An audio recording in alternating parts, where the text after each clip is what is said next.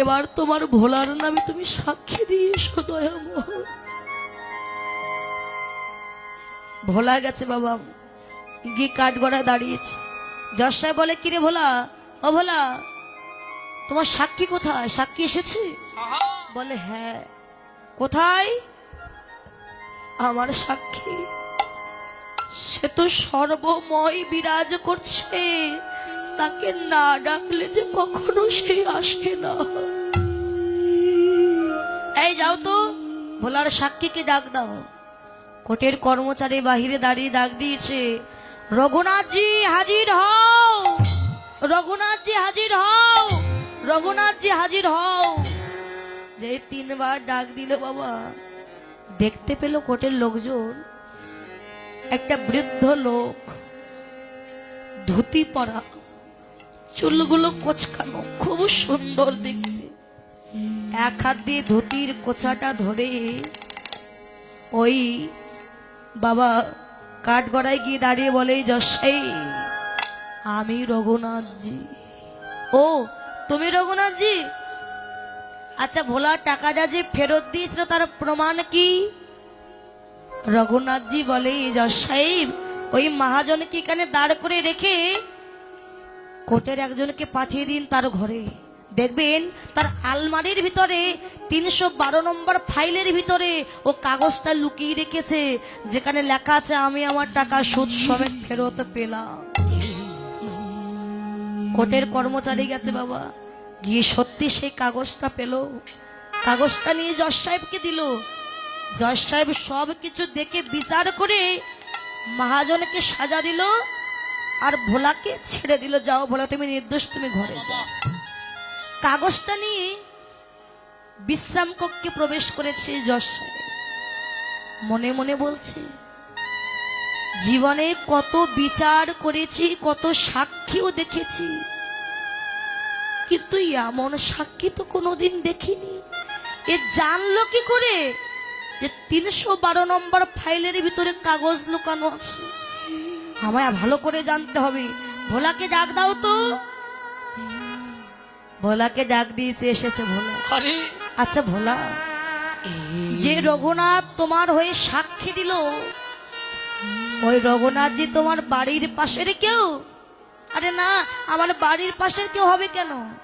তাহলে বলে, রঘুনাথজি তো মন্দিরে থাকে। ও বুঝেছি, মন্দিরের পুরোহিত বুঝি তোমার রঘুনাথজি?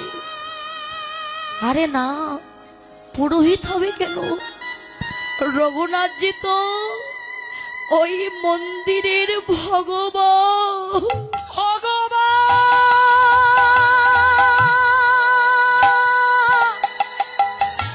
সে তো ভগবান,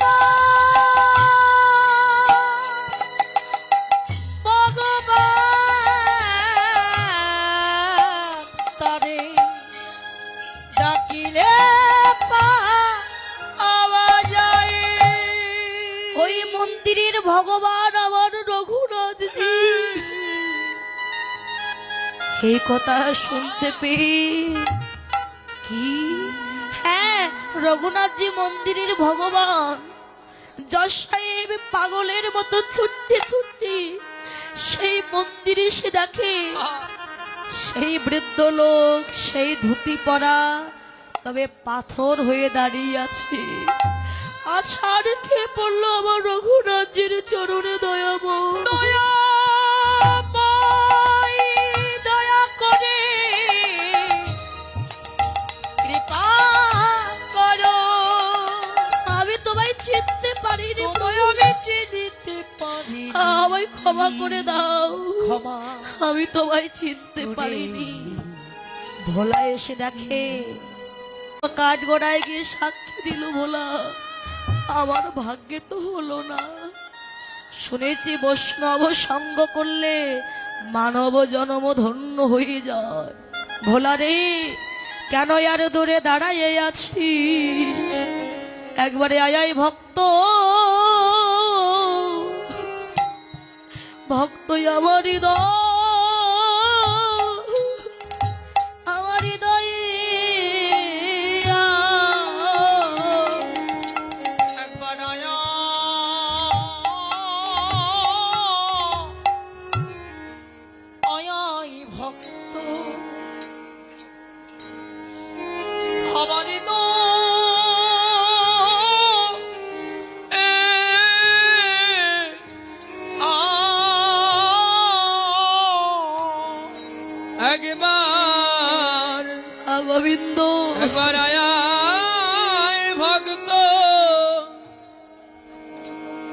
আমার হৃদয়ে ওরে আমার তাপিত পরাণ আমি শীতল করি একবার আয় ভক্ত আমার হৃদয়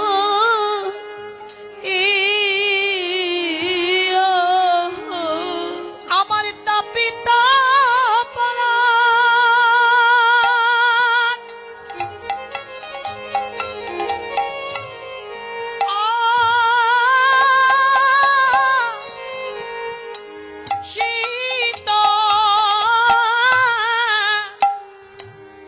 শীতল করি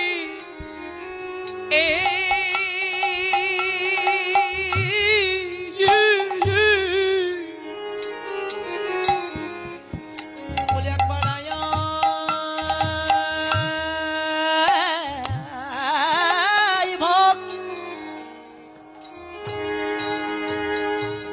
ভক্ত সঙ্গ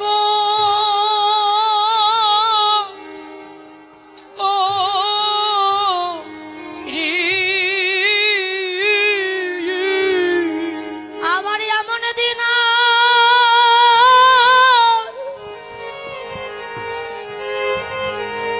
আমার ভাগ্যে আর হয় কি না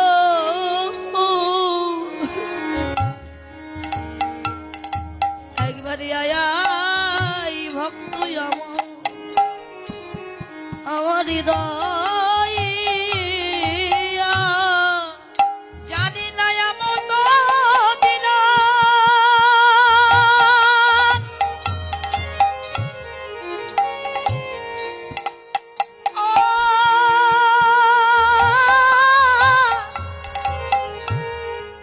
হয় কি না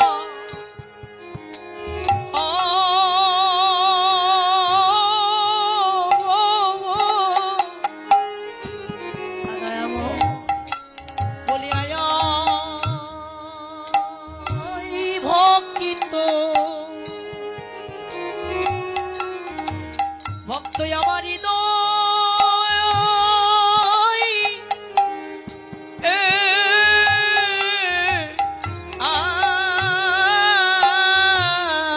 ওরে আমার যে দিনে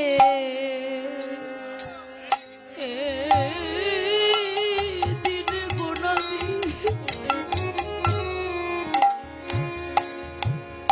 আমার পুরায়ে গেল একবারে আয় ভক্ত আমার হৃদয় আমার গুনাহ